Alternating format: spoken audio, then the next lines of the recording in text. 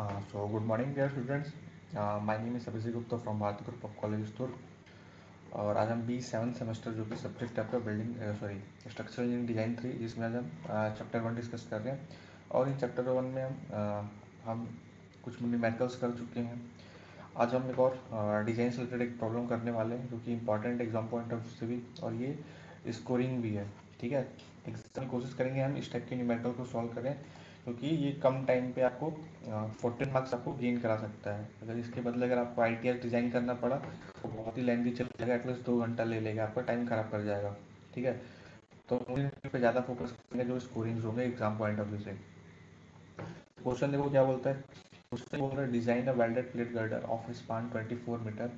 ठीक है, स्पान की वैल्यू दे दी, कितनी दी हुई है 24 मीटर। और क्या बोल रहा है, to carry on superimposed load of 35 kilonewton per metre. ठीक है, क्या बोल रहा है, कैरी कर रहा है, क्या कैरी कर रहा है, एक सुपर इम्पोस्ट लोड कितना का 35 किलोन्यूटन पर मीटर का।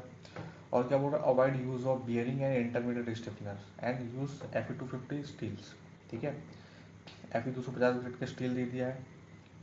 और क्या बोल रहा है, 24 मीटर का स्पान है, और सुपर इम्पोस्ट लोड कितना दे दिया, 35 किलोमीटर पर मीटर।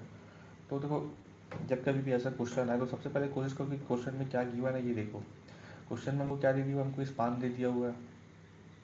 ठीक है, और क्या दिया हुआ है, सुपर इम्पोस्ट लोड दिया हुआ है। तो क्वेश्चन में आपको ये बताया नहीं कि सर्विस लोड है कि नहीं है। ठीक है, तो अब ये मान के चलते हैं कि हम ये सर्विस लोड है, सॉरी, हम ये मान के चलते हैं कि सर्विस लोड है और हमको क्या करना है, इसको फैक्टर करना है। तो फैक्टर करने के लिए हम क्या मल्टीप्लाई करते हैं, सर्विस लोड में 1.5, that is what, load factor.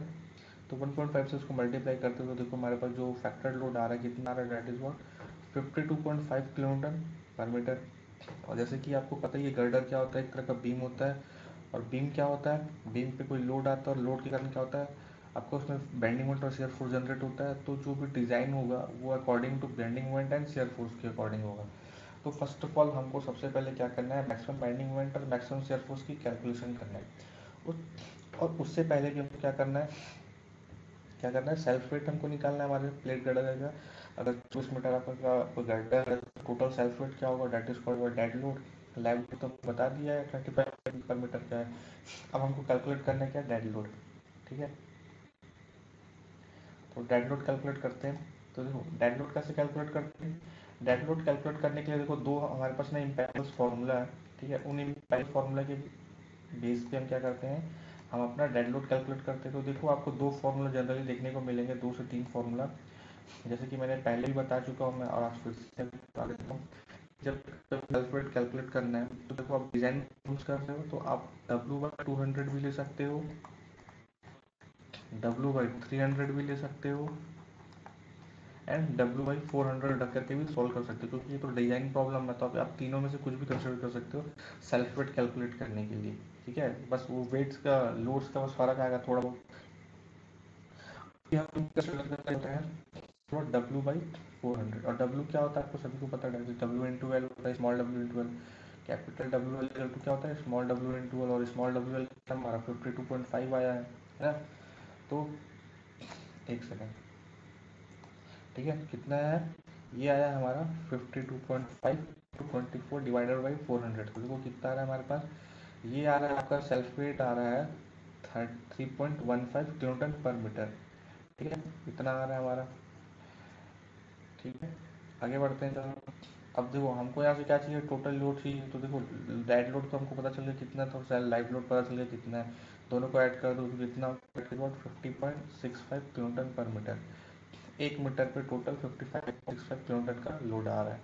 ठीक है, अब ये टोटल लोड्स के अकॉर्डिंग हमको क्या करना है, डिजाइन करना है। हम सबसे पहले क्या कैलकुलेट करेंगे, मैक्सिमम में।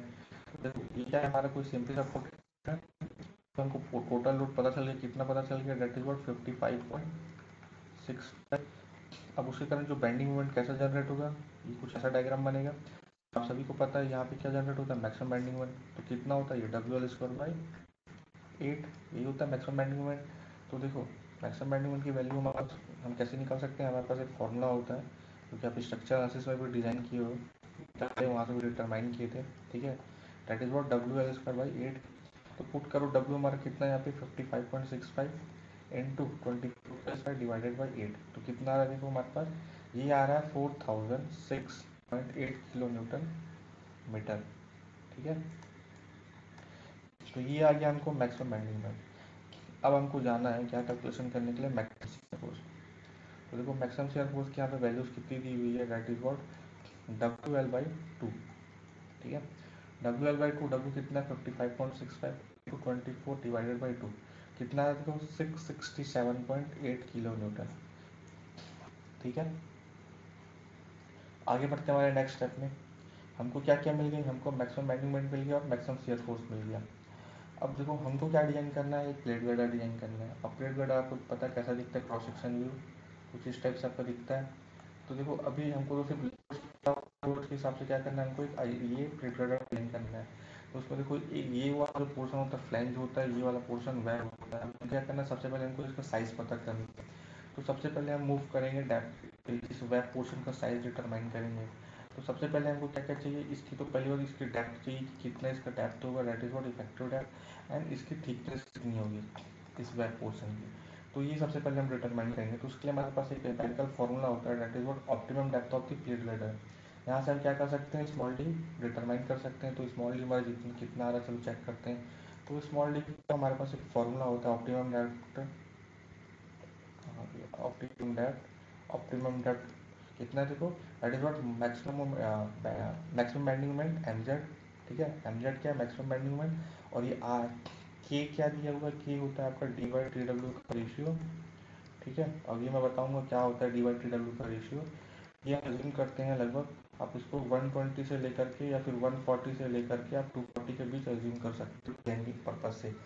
बट क्वेश्चन में पहले ही बोल दिया कि ITS अलाउड नहीं है इंटरमीडिएट स्टिफनर, तो हम कोशिश करेंगे कि ये लेस देन 200 हो। ठीक है, तो देखो चलो आगे मूव करते हैं। एंड देन यहाँ पे ये एफ वाई क्या होगा आपका, that is what F Y क्या होगा आपका, yield stress of the steel का, स्टील का यील्ड स्ट्रेस की वैल्यू। ठीक है, और हमको यहाँ पे दो क्राइटेरिया चेक करना होता है according to limit state approach. तो लिमिट स्टेट अप्रोच के हिसाब से हमको यहाँ पे दो क्राइटेरिया चेक करने हैं। कौन कौन सी, फर्स्ट तो आती है आपकी सर्विसिबिलिटी क्राइटेरिया, दूसरी होती है आपकी कंप्रेशन क्राइटेरिया। जब ये क्राइटेरिया फुलफिल हो जाएगा देन हम आगे बढ़ेंगे। तो देखो ये क्राइटेरिया को फुलफिल करने के लिए हमको जो dy/tw की रेशियो होती है, कौन सी, ये जो dy/tw की रेशियो होती है वो क्या होना चाहिए, लेस देन 200 एप्सिलॉन से कम होनी चाहिए।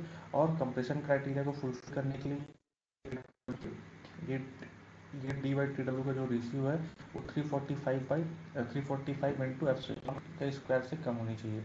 अब ये एप्सिलॉन क्या होता है, एप्सिलॉन होता है आपका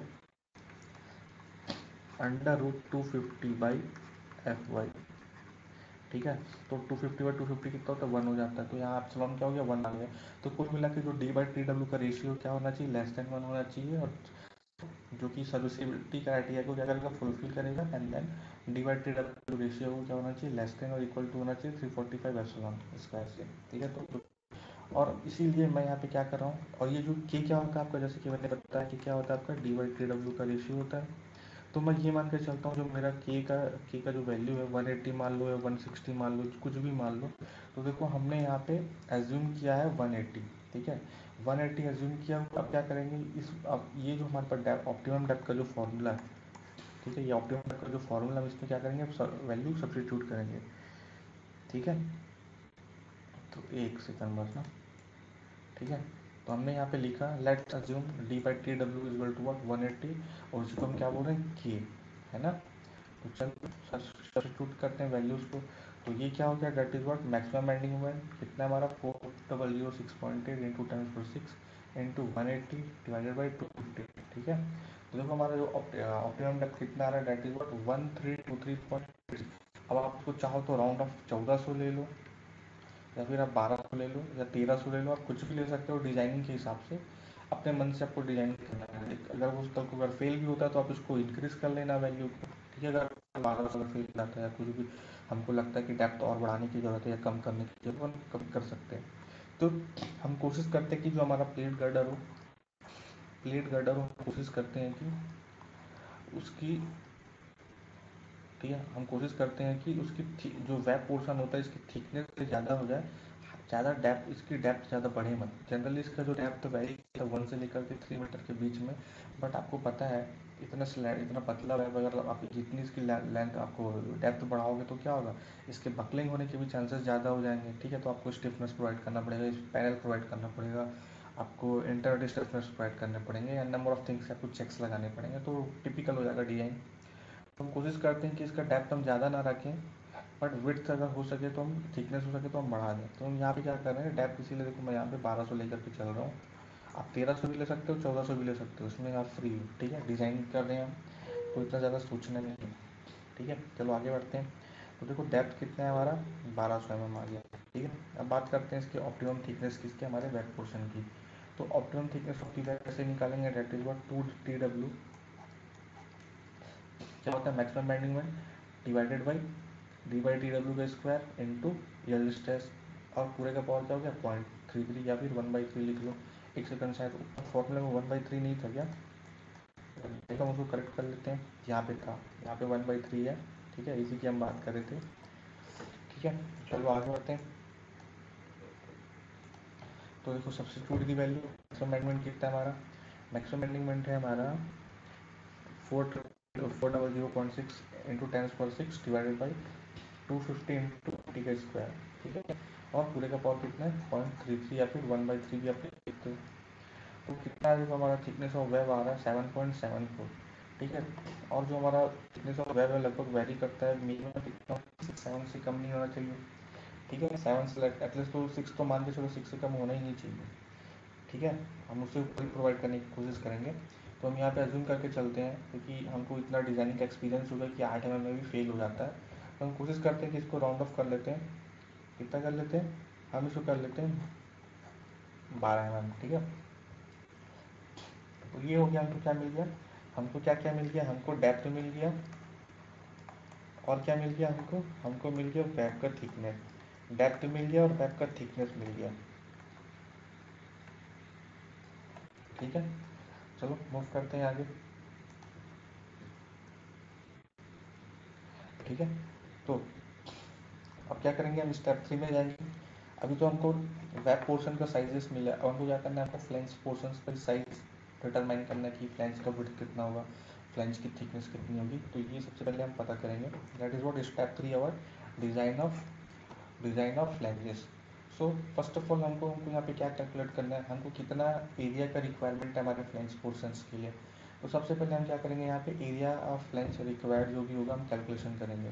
तो first of all area of required calculation करने के लिए हमारे पास एक फॉर्मूला होता है, that is what maximum bending moment into gamma M naught, that is what partial safety of factor divided by F Y into depth of the web. F Y क्या आपका यील्ड स्ट्रेस। ठीक है, तो ये आपका formula. और इस formula में क्या करेंगे, हम सब्सटीट्यूट करेंगे वैल्यू। तो वो सारे हमारे पास अवेलेबल है, तो यहाँ से क्या निकल जाएगा आपका रिक्वायर्ड एरिया ऑफ फ्लैंज। तो कितना है सब्सटीट्यूट की वैल्यू, तो हमारा एरिया ऑफ फ्लैंज कितना निकल के आ रहा है यहाँ से, दैट इज व्हाट 14691.6 mm का स्क्वायर। ठीक है, तो ये क्या मिल गया हमको एरिया ऑफ फ्लैंज। अब एक थंब रूल मैं आपको बता देता हूँ। ठीक है, डिजाइनिंग के लिए, कि जब कभी भी आपको विड्थ ऑफ फ्लैंज कैलकुलेट करना हो, तो आप डायरेक्टली आप जो भी आपका डेप्थ लिया हो, जो भी आपने डेप्थ लिया हो उसको आप क्या करो 0.3 ले लो। 0.3 टाइम्स ऑफ, सॉरी, हमको क्या निकालना है, विड्थ ऑफ फ्लैंज निकालना है। तो विड्थ ऑफ फ्लैंज निकालने के लिए क्या करो 0.3 टाइम्स ऑफ जो भी आपका डेप्थ होगा वो उतना कंसिडर कर लो। ठीक है, 30% ऑफ दी हमारा डेप्थ के इक्वल हम मान के चलते हैं, हमारा वो इतना विड्थ होना ही चाहिए। ठीक है, तो देखो यहाँ पे कितना आ रहा है, that is what 0.3 into depth of plate girder, तो देखो कितना आ रहा है 0.3 इंटू 1200। तो हमारा जो विड्थ ऑफ प्लेट कितना है, विड्थ ऑफ फ्लैंज कितना है, डेट इज वॉट 360 mm। हमने इसको राउंड ऑफ कितना कर लिया 400 mm। ठीक है, अब बारी है इसके थिकनेस की निकालने की। तो एरिया ऑफ फ्लैंज क्या होता है, width of flange into thickness of flange. अब इसमें से हमको क्या क्या पता है, हमको यहाँ से पता है, हमको क्या क्या पता है, हमको पता है एरिया पता है, हमको क्या पता है विड्थ ऑफ फ्लैंज पता है। हम क्या कर सकते हैं thickness of flange. Thickness of flange क्या होगा, area of flange divided by width of flange. यहाँ से हम क्या कर सकते हैं, एरिया ऑफ फ्लैंज डिटरमाइन कर सकते हैं। तो चलो करते हैं एरिया ऑफ फ्लैंज डिटरमाइन। तो देखो यहाँ पे वही फॉर्मूला यूज़ किया हुआ है। ठीक है, ठीक है, तो देखो हमारा एरिया ऑफ फ्लैंज कितना निकल के आ रहा है, डेट इज वॉट 40 mm के आसपास निकल के आ रहा है। ठीक है, तो हमको क्या मिल गया, हमको फ्लैंज का साइज़ भी मिल गया। फ्लैंज का साइज़ क्या हो गया, देखो यहाँ पे एक ऐसा डायग्राम बनेगा आपका। ठीक है, एक डायग्राम बन गया। ये क्या है आपका, ये फ्लैंज है, कंप्रेशन फ्लैंज है। ठीक है, ये क्या है आपका टेंशन फ्लैंज है, और ये क्या है आपका वेब पोर्शन है, तो वेब पोर्शन का साइज़ कितना, थिकनेस कितना 12 mm, इफेक्टिव डेप्थ कितने 1200 mm, और इसका विड्थ कितना 400 mm, और इसका थिकनेस कितना हो गया 40 mm। ठीक है, तो ये हो गया हमारा क्या एक कंप्लीट। अभी आधा डिज़ाइनिंग हुआ, सिर्फ हमने हमको साइज़ पता चल गया, ये हमारा साइज रहेगा। अब इसको क्या करना है, हमको चेक करना है इसके डिफरेंट डिफरेंट क्राइटेरियाज में। जैसे कि आप सभी को पता होगा, एक जनरल अजम्पशन है कि जो आपका फ्लैंज पोर्शन होता है ये डिज़ाइन होता है आपके मैक्सिमम बेंडिंग मोमेंट्स के लिए, और जो आपका वेब पोर्शन होता है हम ये मान के चलते हैं कि ये डिज़ाइन होता है मैक्सिमम शियर फोर्स के लिए। अब ये कहाँ से आया, ये आप एक चैप्टर है that is what stress distribution.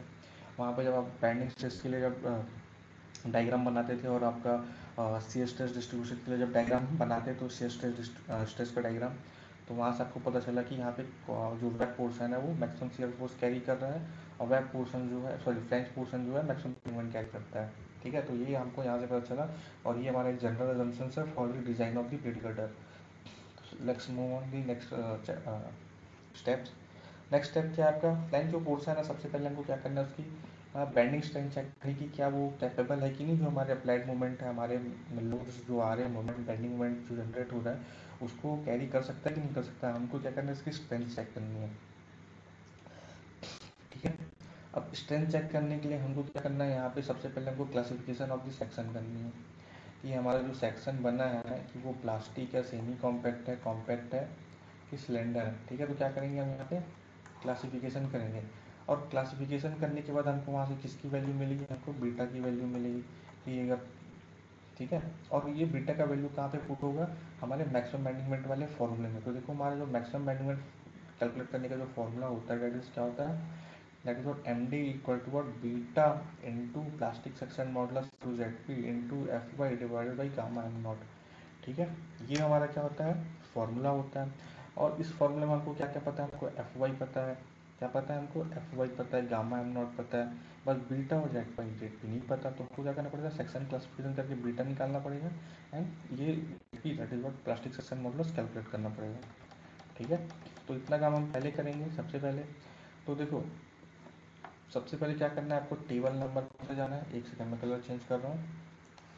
आपको जाना है टेबल नंबर 10 में, टेबल नंबर 2 में जाओगे, पेज नंबर 8, कहाँ के IS 800 2007 के। ठीक है, 800 2007 से, और वहाँ से क्या करोगे बी बाई टी एफ का रेशियो चेक करोगे। बी बाई एफ का रेशियो कैसे चेक करोगे, बी निकालोगे सबसे पहले। बी क्या होता है आपका आउटस्टैंड ऑफ द फ्लैंज, ये आपका आई सेक्शन है। ठीक है, क्या है आपका ये आई सेक्शन ऐसा, और ये वाला जो लेंथ हो क्या कहलाता है outstand of the flange B.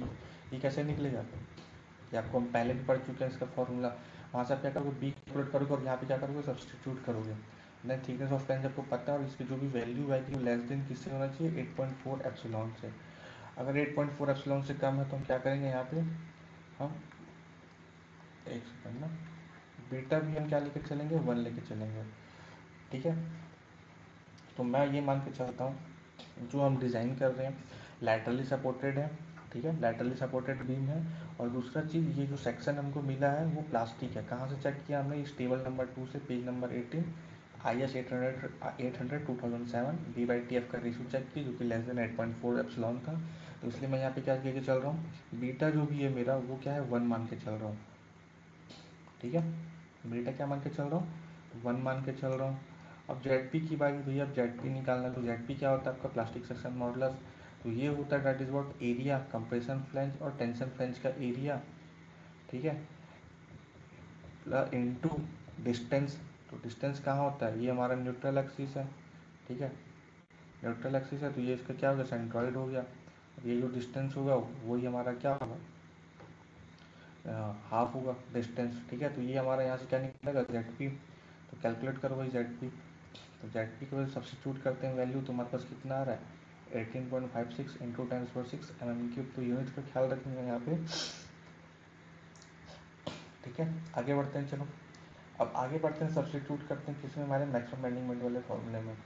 ठीक है, तो पुट करते हैं वैल्यूज़ को, तो पुट करते हैं, तो हमारा जो मैक्सिमम बेंडिंग मोमेंट निकल के आ रहा है दैट इज व्हाट, कितना आ रहा है देखो निकल के यहाँ पे 4218.8, 4218.18 into 10⁻6 newton per newton M M, ठीक है, which is greater than what 4006.8 into 10⁻6 newton M M. मतलब कि क्या जो हमारा maximum bending moment carrying capacity किसकी, हमारे फ्लैंज की, वो क्या है, सेफ है, ठीक है। अब आगे बढ़ते हैं हम। अब हम बात करेंगे किसकी, हमारे फ्लैंज पोर्शन की। अब देखते हैं भैया फ्लैंज पोर्शन कैरी कर सकता है कि नहीं कर सकता है इतना लोड को, जो भी शियर फोर्स आ रहा है, ठीक है। तो उसको कैलकुलेट करेंगे हम, ठीक है। उसके लिए हमारे पास दो मैथड्स है, कौन कौन से, एक तो हमारे पास सिंपल पोस्ट क्रिटिकल मेथड्स, दूसरा हमारे पास होता है टेंशन फील्ड मेथड। और जब तक आपको इंटरमीडिएट ट्रांसवर्स डिफरेंट डिजाइन नहीं करने के लिए दिया बोला जाए, तब तक आप क्या करोगे, टेंशन फील्ड मेथड्स को हाथ भी नहीं लगाओगे। आप हमेशा क्या यूज़ करोगे, simple post critically method use करो। तो simple post critical methods use करने के लिए हमको सबसे पहले क्या करना पड़ता है, हमको कैलकुलेट करना पड़ता है इलास्टिक क्रिटिकल स्ट्रेस की वैल्यू, ठीक है। और एक कंप्रेशन सर्विसिबिलिटी क्राइटेरिया होती है, कुछ फुलफिल करना होता है कि हमने जो यहाँ पे रेशियो लिया, मतलब कि डेप्थ निकाला और थिकनेस ऑफ वेब निकाली, उसका सबसे पहले रेशियो निकालेंगे, जो एक्चुअल में हमारा जो रेशियो क्या आ रहा है के की वैल्यू, वो क्या होना चाहिए, हमेशा 200 एप्सिलॉन से कम होनी चाहिए। तो सबसे पहला चेक हमारा ये रहेगा। तो चेक करते क्या हो गया, 1200 डिवाइडेड बाई 1200 किए तो कितना आ गया हमारे पास, 100, ठीक है। तो हमारा जो के की वैल्यू कितनी है, 100 आई, जो कि लेस देन है 200 एप्सिलॉन से। अब कैलकुलेट करेंगे हम यहाँ से elastic critical shear stress, that is what using simple post critical methods, ठीक है। Using simple post critical methods, तो हमारा जो इलास्टिक क्रिटिकल शियर स्ट्रेस क्या होता है, that is what K V into pi square into modulus of elasticity of the ship divided by 12 bracket में 1 minus Poisson ratio का स्क्वायर ब्रैकेट 1 इंटू ब्रैकेट में D by T W का square. यहाँ पे substitute करेंगे value, यहाँ से हमको क्या मिल जाएगा, इलास्टिक क्रिटिकल शियर स्ट्रेस। तो कैलकुलेट करते हैं। तो इलास्टिक क्रिटिकल स्ट्रेस देखो हमारा निकल के आ रहा है, that is what, it is 96.7 Newton पर एम एम स्क्वायर, ठीक है। अब हमको यहाँ से कैलकुलेट करना है, that is what, non dimensional slenderness ratio की वैल्यू। तो नॉन डायमेंशनल स्लेंडरनेस रेशियो की वैल्यू को जब हम डिटरमाइन करेंगे और चेक करेंगे कि वो 1.2 से लेस देन है या ग्रेटर देन है। तो चलो चेक करते हैं। तो जो हमारा नॉन डायमेंशनल स्लेंडरनेस रेशियो होता है, ये ऑलरेडी आपका यूएस कोर्स में फॉर्मूला दिया हुआ है, दैट इज वो क्या होता है आपका, F Y W divided by √3 into tau C R, या फिर टी सी आर बोल दो, ठीक है। इस फॉर्मूले में हम पुट करेंगे सब्स्टिट्यूट की वैल्यू। तो सब्स्टिट्यूट करने के बाद जो हमारा वैल्यू आ रहा है lambda gamma M, sorry gamma W का, गामा डब्ल्यू क्या हमारा, non dimensional web slenderness ratio which is less than, sorry which is greater than what 1.2। अगर 1.2 से ज़्यादा है तो हम यहाँ से जो सी स्ट्रेस कैलकुलेट करेंगे वो कहाँ से कैलकुलेट करेंगे, उसके लिए हमारे पास एक फॉर्मूला दिया हुआ है। जब 1.2 से जब ग्रेटर देन होता है हमारा लैम्डा डब्ल्यू, तो क्या होता है, that is what, F Y W divided by what, √3 into gamma W का स्क्वायर। यहाँ से हम क्या कर सकते हैं, हम अपना टाउ भी कैलकुलेट कर सकते हैं। तो कैलकुलेट करो, क्या करो, हमको यहाँ पे देखो शेयर स्ट्रेस की वैल्यू मिली, कितनी मिली, दैट इज व्हाट 100.23 न्यूटन पर एम स्क्वायर, ठीक है। अब यहाँ से क्या कैलकुलेट करेंगे, आपका शेयर कैपेसिटी चेक करेंगे हमारे वेब पोर्शन की, एंड देन उसको कंपेयर करेंगे किससे, हमारे मैक्सिमम शेयर फोर्स के करस्पॉन्डिंग। तो चलो आगे बढ़ते हैं। देखो हमारा जो मैक्सिमम शेयर फोर्स, जो शेयर स्ट्रेस की वैल्यू आ रही है, शेयर फोर्स की वैल्यू आ रही कितनी आ रही है, शेयर कैपेसिटी की value, that is what V C R web portion का एरिया, मतलब कि क्या, ए बी मतलब कि क्या, D into T W into क्या होगा, ये स्ट्रेस की वैल्यू दी, तो स्ट्रेस इंटू एरिया क्या होता है, ठीक है, फोर्स होता है, ठीक है, सॉरी फोर्स नहीं होता। तो हमको यहाँ से क्या मिलेगा, असिस्टेंट कैपेसिटी मिलेगी। तो ये हो गया आपका क्या, 1200 इंटू 12, मतलब कि क्या, ये डी हो गया हमारा, और ये क्या हो गया आपका थिकनेस ऑफ दी वेब, और ये क्या हो गया आपका स्ट्रेस की वैल्यू। तो देखो हम यहाँ से क्या कैलकुलेट कर सकते हैं, हमारा कैपेसिटी हमारे वेब पोर्शन की कि वो उतना कैपेबल है कि नहीं है असिस्ट करने में उतना सीयर फोर्स को। तो सीयर कैपेसिटी हम डिटरमाइन करें, तो हमारा जो सीयर कैपेसिटी आ रहा है हमारे वेब पोर्शन का कितना आ रहा है, 1443.3 किलो न्यूटन, ग्रेटर देन अवर मैक्सिमम सीयर फोर्स की वैल्यू से 67 किलो न्यूटन से। तो हम कह सकते हैं जो हमारा वेब पोर्शन है वो क्या है, सेफ है, ठीक है, ठीक है। ये हो गया आपका। अब हम जाएंगे नेक्स्ट, हमारे नेक्स्ट स्टेप पे, ठीक है। नेक्स्ट स्टेप क्या बोलता है देखो, ठीक है। नेक्स्ट स्टेप है हमारा, हम यहाँ पे क्या चेक कर रहे हैं, हम ये पहले ही चेक कर चुके हैं, तो आप ये चेक अभी मत अप्लाई करना।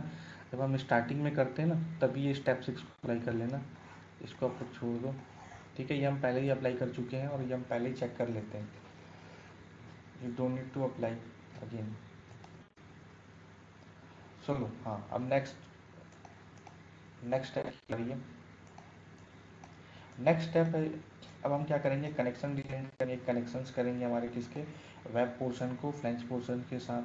तो यहाँ पे लिखते हैं हम स्टेप 6 होगा बेसिकली, क्योंकि हमने उसको तो कैंसिल आउट कर दिया, क्योंकि हम ऑलरेडी पहले निकाल चुके हैं उसको। तो हम यहाँ पे क्या करेंगे, कनेक्शन कर रहे हैं वेब का फ्लैंज के साथ।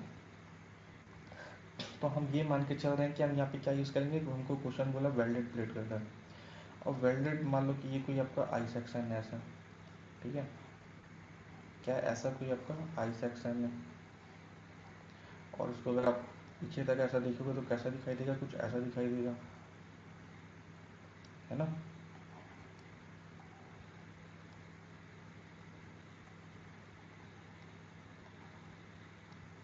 ठीक है, और हमको क्या करना है, यहाँ पे ऐसा वेल्डिंग करना है। ठीक है, वेल्डिंग करेंगे ऐसे दोनों side along the both the edges.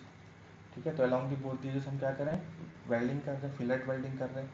तो सबसे पहले हमको क्या करना है, इस वेल्ड की स्ट्रेंथ चेक करनी है हमको, है ना, स्ट्रेंथ चेक करनी की कैपेबल है कि नहीं है, कहीं फेल तो नहीं होगा सीआर में। और आपको पता ही है वेल्डिंग किस लिए डिजाइन किया जाता है, सीआर के लिए डिजाइन किया जाता है। ठीक है, क्योंकि वो सीआर में वीक होता है। तो हम क्या करेंगे, सबसे पहले रेजिस्टेंस की वैल्यू की कैलकुलेट करेंगे। तो हमको यहाँ पे क्या करना है, रेजिस्टेंस का फॉर्मूला होता है, हम क्या होता है, that is what maximum shear force into area of flange, area into Y bar divided by what, divided by 2 into moment of inertia. ठीक है, चलो कैलकुलेट करते हैं। तो यहाँ पे जो मोमेंट ऑफ इनर्शिया कैसे डिटरमाइन करेंगे, तो देखो हम क्या करेंगे, ये हमारा ये कोई आई सेक्शन है, ये क्या है हमारा कोई आई सेक्शन है ऐसा।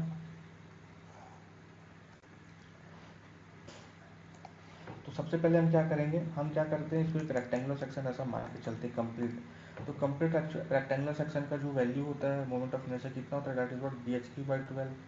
तो देखो यहाँ पे हम लिख सकते हैं दैट इज व्हाट, एक सेकेंड ना, बी डी क्यूब बाई 12। ठीक है, अब हमको क्या करना है, हमको इतना पोर्शन को क्या करना है, नेग्लेक्ट करना है, डिडक्ट करना है,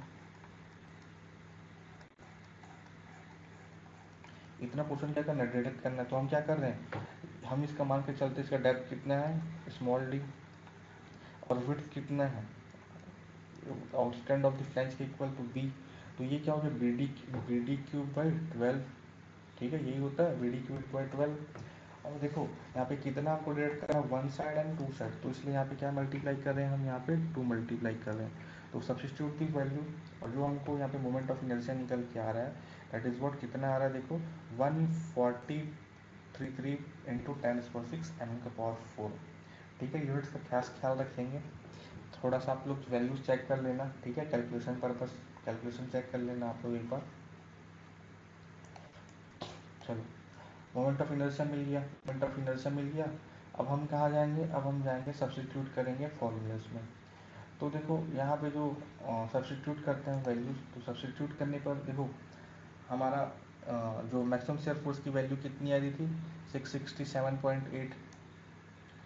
एरिया क्या होगा, ये आपका 400 था, एरिया ऑफ फ्लैंज 400, और ये कितना था 40। तो देखो यहाँ पे एरिया कितना हो गया, दैट इज वॉट 400 इंटू 40, और इंटू क्या हो गया 620। ठीक है, 620 क्यों लिए, देखो ओवरऑल हमारा कितना था, ये 1200 था, कितना था 1200 था। ठीक है, और हम कहाँ के ले रहे हैं, इसके वोट ले रहे हैं, तो इसके वोट या इसका सेंटर क्या होगा, तो देखो कितना होगा सेंटर, हाफ कितना हो जाएगा, ये 6, सॉरी हाफ, एक सेकंड, ये 1200 यहाँ से था ना, 1200 इसका पोर्शन था, ये टोटल यहाँ तक 40, और यहाँ पे भी क्या होगा 40, तो कितना हो गया, 1280 हो गया टोटल। ठीक है, और इसका जो इसका वैल्यू हम निकालेंगे तो क्या हो जाएगा, 1280 डिवाइडेड बाई 2 करना पड़ेगा हमको। तो हमको क्या मिल जाएगा, ये वाई बार की वैल्यू मिल जाएगी। ठीक है, तो कितना है देखो हमारे पास, एक सेकंड ना, एक गड़बड़ हो रहा है यहाँ पे, मैं यहाँ पे फिर से फ्रेश डायग्राम बना रहा हूँ। ये हो गया हमारा क्या, आई सेक्शन, ठीक है, आई सेक्शन हो गया। और इसके अबाउट हम क्या कर रहे हैं, इस न्यूट्रल एक्सिस के अबाउट हम क्या कर रहे हैं, डिस्टेंस कैलकुलेट कर रहे हैं। तो ये कितना हो गया, इसका इस वाले डिस्टेंस को कहाँ पुट करना है, इस वाले लाइन में पुट करना है।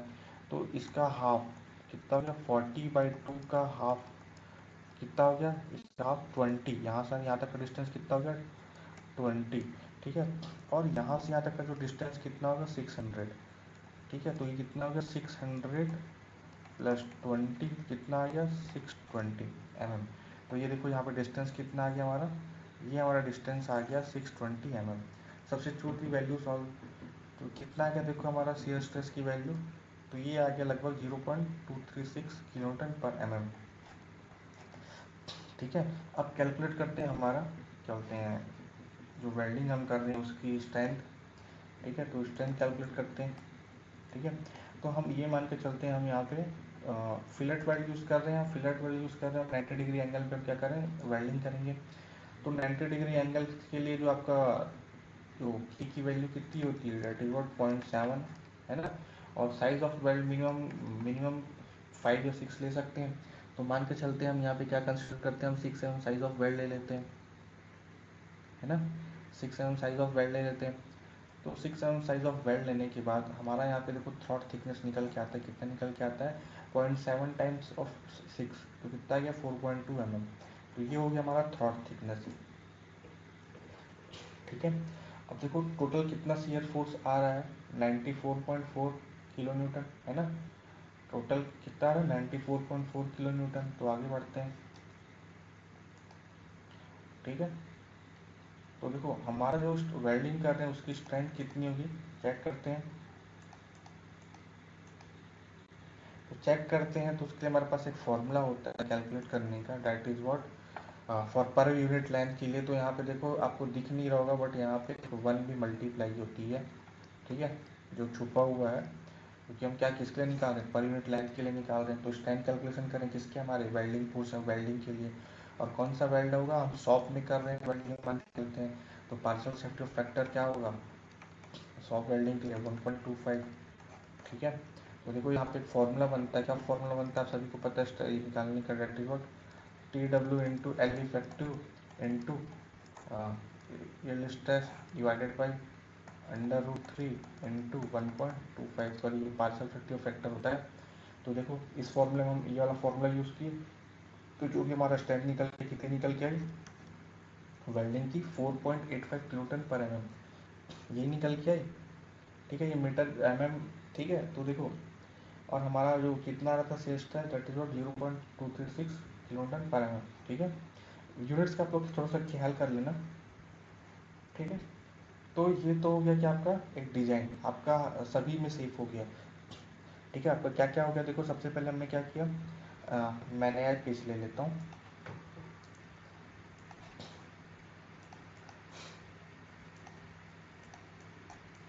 तो देखो सबसे पहले हमने क्या कैलकुलेट किया, सबसे पहले देखो हमने कैलकुलेट किया, हमने क्या कैलकुलेट किया, हमने कैलकुलेट किया टोटल लोड।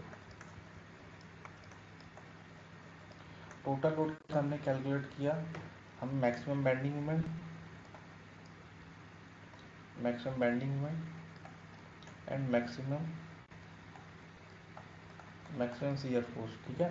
देन उसके बाद हमने क्या निकाला, हमने निकाला क्या, हमने क्या निकाला, साइज निकालना था हमको वेब पोर्शन का। तो हमने क्या डिटरमाइन किया, साइज डिटरमाइन किया किसका, वेब का और किसका, फ्लैंज पोर्शन का। जैसे ही हमको साइज मिला तो हम क्या चेक किए, इसकी कैपेसिटी चेक किए, किसकी, हमारे वेब की और फ्लैंज की और वेब की। और एक जनरल अजम्पशंस लगाया, क्या अजम्पशंस लगाया, जो फ्लैंज होगा वो क्या रसिस्ट करेगा, बेंडिंग मोमेंट को रसिस्ट करेगा। एंड जो वेब पोर्शन होगा किसके लिए डिजाइन होगा, फोर्स के लिए डिजाइन होगा। तो ये हमारा एक जनरल अजम्पशंस था। इस जनरल अजम्पशंस के बेसिस पे हमने क्या किया, डिजाइन यूज किया, डिजाइन कैलकुलेशन किए, ठीक है। देन जैसे ही हमारा ये हमने इसे कैपेसिटी चेक की और ये सेफ हो गया, तो हमने हमने क्या किया, इसके कनेक्शंस की तरफ गया, ठीक है। और कनेक्शंस में हमने क्या किया, यूज किया वेल्डिंग,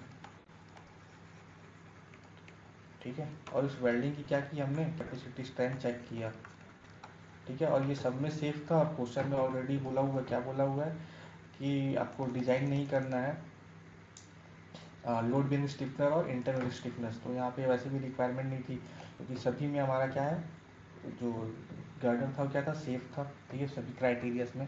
तो यहाँ पे आपको रिक्वायरमेंट नहीं है बेरिंग स्टिफनेस और इंटरमीडिएट बेरिंग स्टिफनेस की। बट इस इनकेस अगर आपको और इसको आगे सॉल्व करने का मन है और आप चाहते हो कि थोड़ा ये और सेफ है, तो आप क्या कर सकते हो, एंड्स पे क्या कर सकते हो, एंड बेरिंग स्टिफनेस प्रोवाइड कर सकते हो, ठीक है। एंड बेरिंग स्टिफनेस प्रोवाइड कर सकते हो फॉर दी एक्स्ट्रा सेफ्टी के लिए, ठीक है। तो होप आपको यहाँ तक समझ में आया होगा न्यूमेरिकल्स। अभी एग्जाम पॉइंट ऑफ व्यू से इम्पॉर्टेंट है, करके जाइएगा आप लोग, ठीक है। Thank you.